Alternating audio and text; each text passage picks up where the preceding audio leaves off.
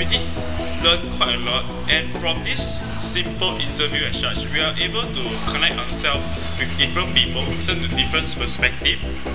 And through this, we did learn a lot of experiences such as how to open ourselves to people, what do they think, and how do they see things from one another. After all, we all have different mindsets whatsoever.